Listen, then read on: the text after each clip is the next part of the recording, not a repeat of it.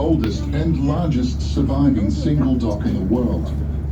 Overall, there was 21 commercial shipping berths available for all kinds of general cargo use, except for containerized cargo, and the Victoria dock was in use up until the late 1980s.